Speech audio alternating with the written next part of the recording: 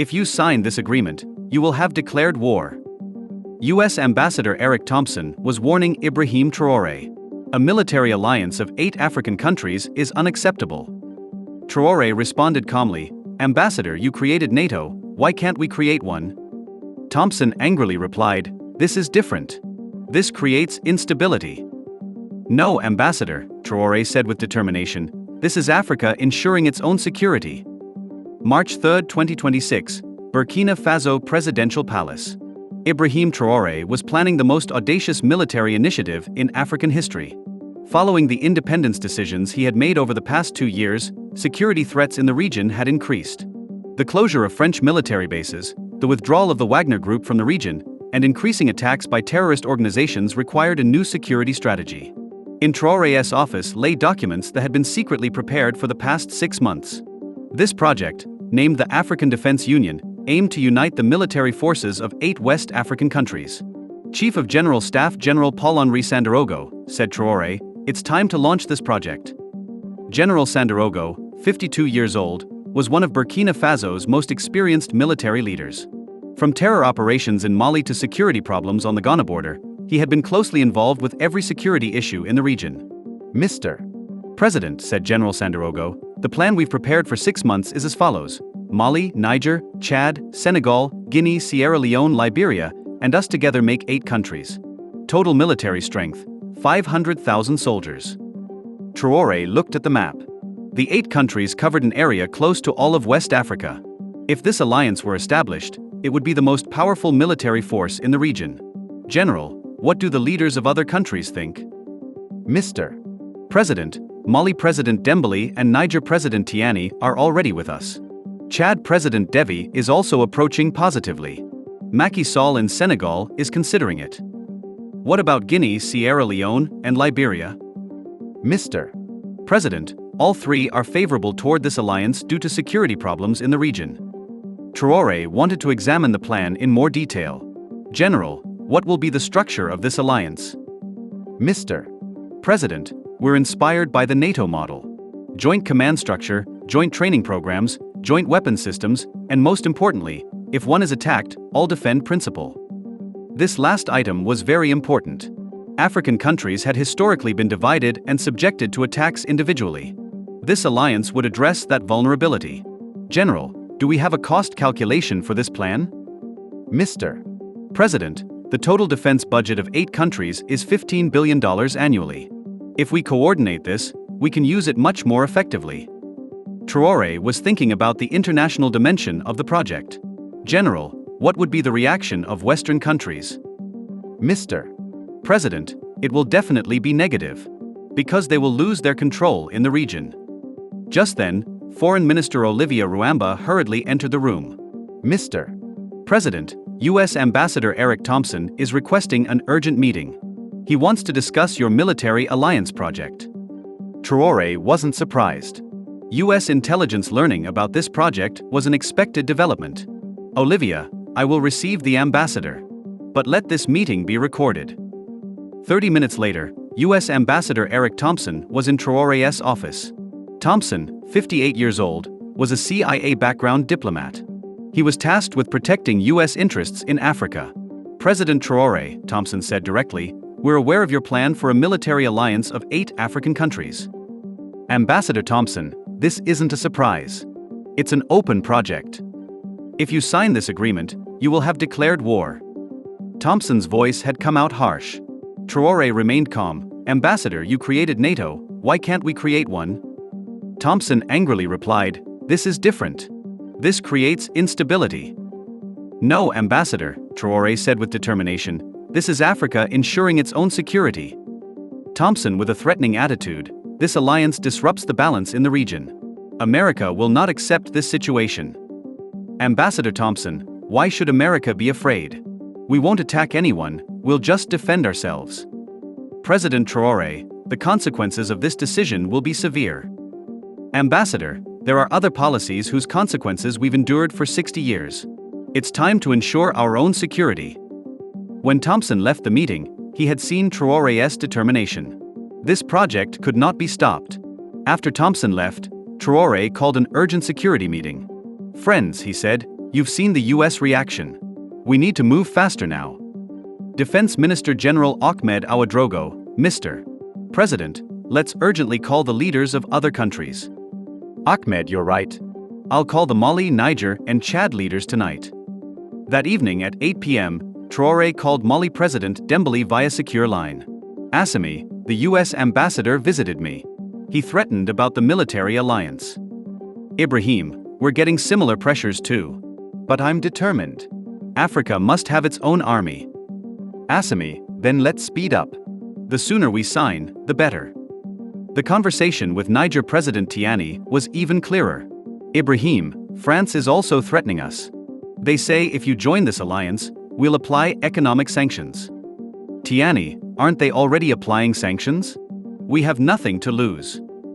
The conversation with Chad President Devi was the most critical. Chad still had close relations with France. Mahamat, your participation in this alliance is very important.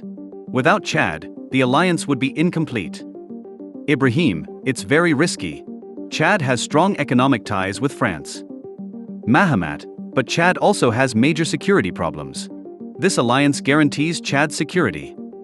After a 2-hour conversation, Devi was convinced.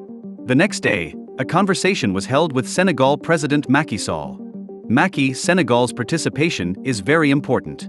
Without Senegal, the alliance cannot protect the western coasts. Ibrahim, Senegal's situation is complex. We have very intensive trade relations with western countries. Macky, but Senegal also has security concerns. The problems in Casamance, the threats on the Mali border. It took 3 days to convince Sall. But eventually, he decided to join. The conversation with Guinea President Mamadi Doumbouya was easier. Mamadi, Guinea will be at the center of this alliance. Your geographical position is very strategic. Ibrahim, Guinea is ready. It's necessary for the region's security. Conversations with Sierra Leone and Liberia also concluded positively. Both countries looked favorably on the alliance due to internal security problems. 2 weeks later, the location for the secret summit of 8 country leaders was determined: Dakar, the capital of Senegal. On March 18, 2026, 8 leaders met in Dakar. The meeting was kept completely secret from the outside world. "Dear brothers," said Traoré opening the meeting, "today we're opening a new page in Africa's military history. Dembélé from Mali, Ibrahim, this alliance will be not just military, but also political. Tiani from Niger, brothers, coordinating 500,000 soldiers together is not easy. Devi from Chad, the most important issue is the command structure. Who will command?" This question was critical. The 8 armies of 8 countries would be gathered under one command. "Brothers," said Traoré, "I first had the NATO system studied. There's also rotating command there." Sall from Senegal, "Let's first select a general commander, then it changes every 2 years." Doumbouya from Guinea, "Who will be the first commander?" All eyes turned to Traoré. As the founder of the alliance, he was the natural candidate. "Brothers," said Traoré humbly, "I'm just the initiator. Let the command be rotational." However, other leaders insisted. Traoré was elected general commander for the first 2 years. The structure of the alliance was determined as follows. African Defense Union, ADU. General Commander, Ibrahim Traoré, 2026 to 2028. Total force, 500,000 soldiers. Joint budget, $15 billion per year. Headquarters, Ouagadougou, Burkina Faso. Country contributions. Mali, 80,000 soldiers. Niger, 70,000 soldiers. Chad, 65,000 soldiers. Senegal, 75,000 soldiers. Guinea, 45,000 soldiers. Sierra Leone, 25,000 soldiers. Liberia, 15,000 soldiers. Burkina Faso, 120,000 soldiers. Common principles. If one is attacked, all defend. Joint resistance against external intervention. Coordination in fighting terrorism. Standardization in weapons systems. When the agreement was signed, the 8 leaders stood up and applauded. "Brothers," said Traoré, "today Africa's military independence has begun." However, although the agreement was tried to be kept secret, Western intelligence services learned about it within 48 hours. The first reaction came from America. U.S. State Department, "The military alliance of 8 African countries harms regional stability." France reacted more harshly. This alliance starts an arms race in the region. Britain, we call on African countries not to establish military alliances. But the real shock came with the alliance's first exercise. On April 1, 2026, 50,000 soldiers from 8 countries conducted joint exercises in Burkina Faso. This exercise, named Operation African Unity, was Africa's largest military demonstration. International observers watching the exercise were amazed. African armies were much more organized and powerful than expected. The alliance's first real test came 3 months later. In Sierra Leone, an externally supported coup attempt began. But the African Defense Union intervened. Within 24 hours, 15,000 soldiers from Mali, Guinea, and Burkina Faso were sent to Sierra Leone. The coup attempt was suppressed within 48 hours. This success showed the world the power of the alliance. 6 months later, 3 new members joined the alliance: Togo, Benin, and Gambia. The African Defense Union had now become Africa's most powerful military force with 11 countries and 750,000 soldiers. 1 year later, Traoré spoke at the UN. The African Defense Union was established for peace. Not to attack anyone, but to defend ourselves. For 60 years, external forces ensured Africa's security.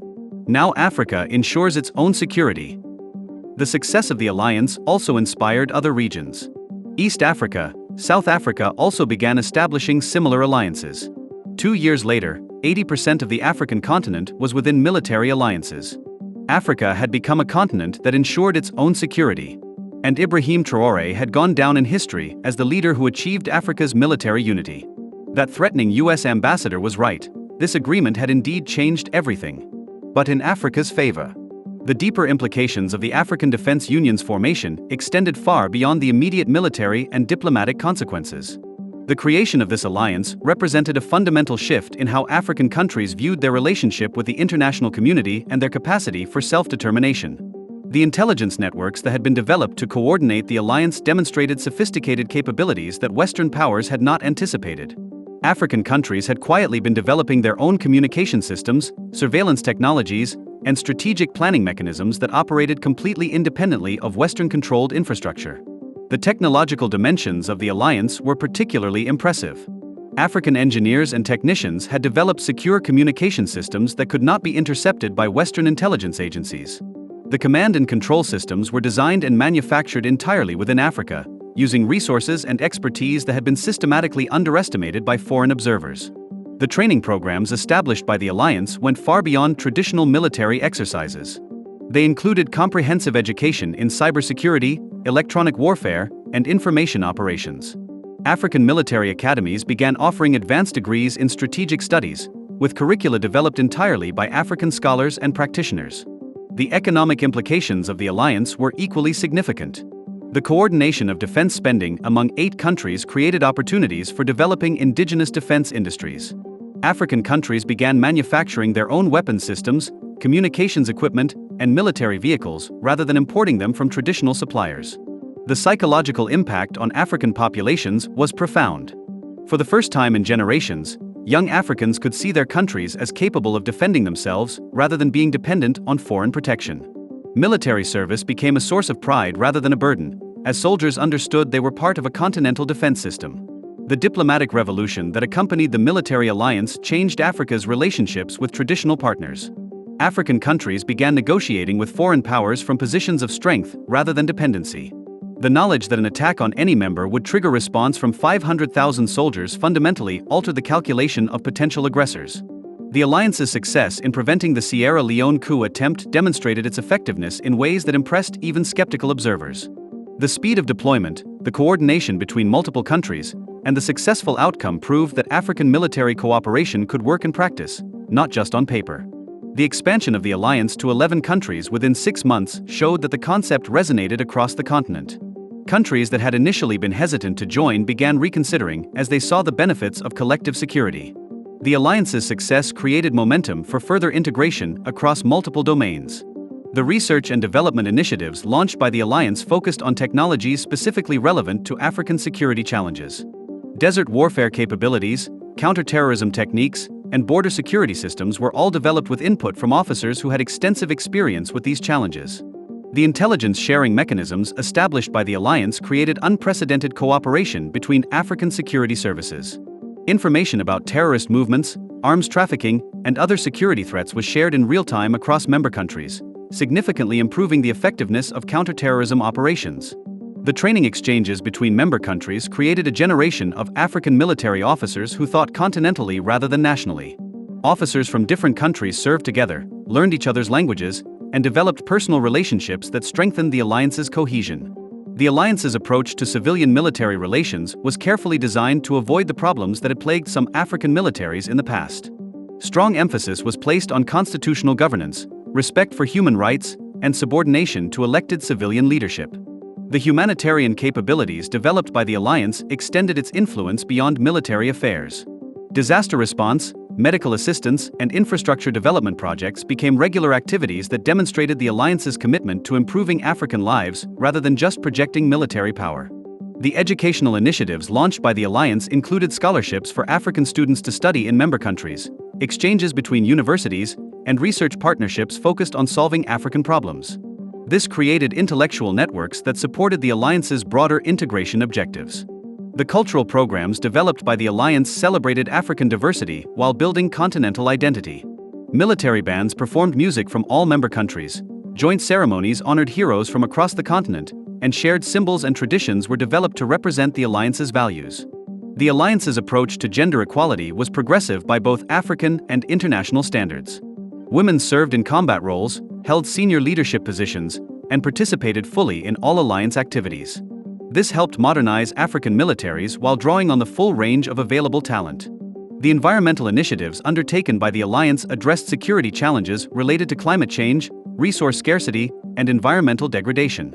Alliance forces were trained in disaster response, conservation techniques, and sustainable development practices. The space capabilities developed by the alliance included satellite communication systems, Earth observation programs, and navigation services that reduced dependence on foreign-controlled systems. These capabilities had both military and civilian applications that benefited all member countries. The alliance's success inspired similar initiatives in other regions of the global south. Asian, Latin American, and Middle Eastern countries began studying the African model as a potential template for their own security cooperation initiatives. The economic benefits of the alliance extended beyond defense savings to include increased trade, technology transfer, and investment flows between member countries. The security provided by the alliance created conditions for economic integration that had previously been impossible.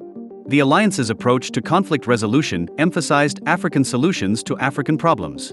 Rather than relying on external mediation, member countries developed their own mechanisms for preventing and resolving disputes peacefully.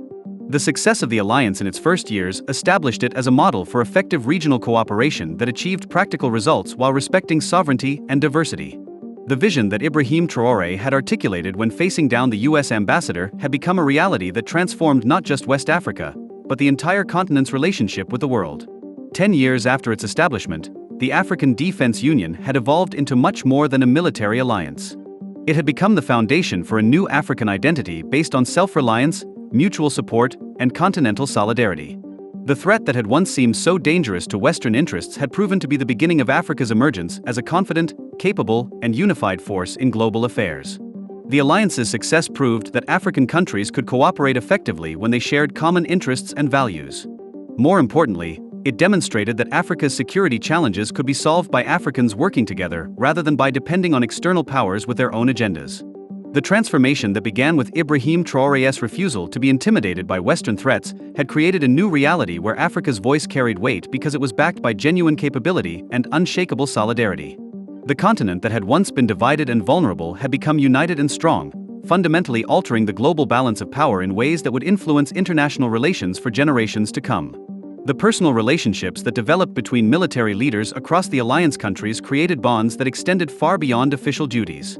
General Sandarogo from Burkina Faso and General Mamadou Sakho from Mali had served together in multiple operations and developed a friendship that exemplified the spirit of continental brotherhood the alliance sought to foster. These personal connections proved crucial during moments of crisis when quick decisions and absolute trust were necessary. The linguistic challenges of coordinating forces that spoke French, English, Arabic, and numerous local languages were addressed through comprehensive language training programs. African linguists developed specialized military terminology that could be used across language barriers, while technology provided real-time translation capabilities that ensured no critical information was lost in communication. The medical and healthcare capabilities developed by the alliance created a continental network of military hospitals and trauma centers. African doctors and nurses received specialized training in battlefield medicine, while research initiatives focused on diseases and medical challenges specific to African environments. The alliance's medical corps became a model for combining traditional African healing practices with modern military medicine. The logistics and supply chain management required to support 500,000 soldiers across 8 countries necessitated innovations in transportation, communication, and resource management. African engineers developed supply systems that could operate in challenging terrain and weather conditions while maintaining security against potential sabotage or interdiction by hostile forces. The alliance's approach to veteran affairs and military families created comprehensive support systems that addressed the needs of soldiers and their dependents. Housing programs, educational opportunities, and healthcare services were provided not just to active duty personnel but to retired soldiers and their families, creating a social safety net that strengthened military morale and public support. The counterintelligence capabilities developed by the alliance were particularly sophisticated, as member countries shared knowledge about penetration attempts by foreign intelligence services. African intelligence officers developed techniques for identifying and neutralizing foreign agents while protecting their own operations from surveillance and sabotage. The alliance's naval capabilities, though initially limited, expanded rapidly as member countries recognized the importance of protecting African coastlines and maritime resources. Joint naval exercises in the Atlantic Ocean demonstrated Africa's growing capacity to project power beyond land borders and protect shipping lanes critical to continental commerce. The Air Force integration presented unique challenges, as member countries operated different aircraft types and systems. The alliance addressed this through standardization programs that gradually shifted to commonly maintained aircraft types while developing indigenous aviation capabilities that reduced dependence on foreign suppliers and maintenance contracts. The Special Forces units created by the alliance became elite formations capable of rapid deployment and specialized operations. These units received training in anti-terrorism, hostage rescue, and unconventional warfare while maintaining strict adherence to international law and rules of engagement that protected civilian populations. The alliance's approach to military justice emphasized both discipline and human rights, creating legal frameworks that ensured accountability while protecting soldiers' rights. Military courts operated according to African legal traditions adapted for modern military needs, while appeal processes ensured that justice was both swift and fair. The psychological operations capabilities developed by the alliance focused on countering disinformation and propaganda directed against African countries. African media specialists created content that promoted accurate information about the alliance's activities while countering negative narratives spread by opponents of African unity. The alliance's relationship with civil society organizations was carefully managed to ensure transparency and accountability while maintaining operational security. Regular briefings were provided to parliamentary defense committees, while human rights organizations were given access to investigate any allegations of misconduct. The economic development initiatives undertaken by the alliance included infrastructure projects that served both military and civilian purposes. Roads, airports, and communication systems built for military needs also benefited civilian populations, while military personnel were trained in construction and engineering skills that supported national development goals. The alliance's disaster response capabilities were tested repeatedly in natural disasters, humanitarian crises, and public health emergencies. The rapid deployment of medical teams, search and rescue units, and logistics support during emergencies demonstrated the alliance's value beyond traditional military functions. The scientific research initiatives supported by the alliance included partnerships with African universities and research institutions. Military funding supported basic research in physics, chemistry, biology, and engineering that had both military and civilian applications, contributing to Africa's overall technological development. The alliance's peacekeeping capabilities were developed for deployment in regional conflicts while respecting the sovereignty of non-member countries. African peacekeepers trained to international standards were deployed in situations where traditional peacekeeping forces had failed, achieving success through cultural understanding and regional expertise. The youth engagement programs created by the alliance included military academies, cadet programs, and scholarship opportunities that attracted Africa's brightest young minds to military service. These programs emphasized academic excellence, leadership development, and commitment to democratic values alongside military training. The alliance's sports and recreation programs created continental competitions that built esprit de corps while showcasing African military capabilities. Inter-alliance sporting events, cultural festivals, and artistic competitions strengthened bonds between personnel from different countries while promoting African culture and values. The environmental protection initiatives undertaken by the alliance addressed both security and ecological concerns. Military units were trained in conservation techniques, anti-poaching operations, and environmental monitoring that protected Africa's natural resources while contributing to global environmental protection efforts. The alliance's space capabilities expanded beyond communication and navigation to include Earth observation, weather monitoring, and scientific research.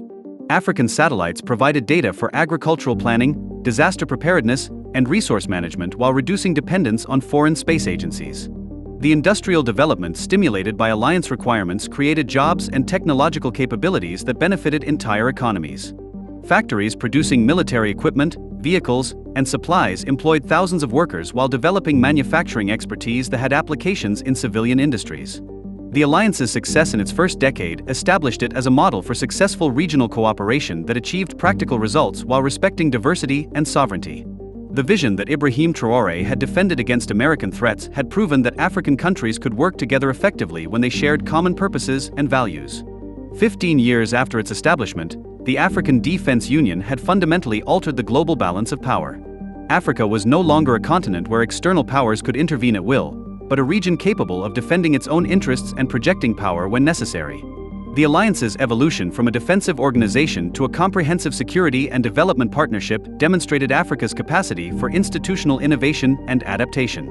What had begun as a response to external threats had become a foundation for continental integration and global influence. The transformation of individual African countries from aid recipients to security providers reflected a broader shift in global relationships that the alliance had both symbolized and accelerated. Africa's emergence as a confident, capable, and unified force in international affairs represented one of the most significant geopolitical changes of the early 21st century. The legacy of Ibrahim Traoré's decision to create the African Defense Union extended far beyond military affairs to encompass economic development, technological advancement, and cultural renaissance. The alliance had proven that African solutions to African problems were not only possible but more effective than externally imposed approaches. 20 years after that confrontation with the U.S. ambassador, the African Defense Union stood as proof that courage, vision, and solidarity could overcome centuries of division and dependency. The threat that had once seemed so dangerous to Western interests had become the foundation for Africa's emergence as a major force in global affairs, forever changing the continent's relationship with the world. The end.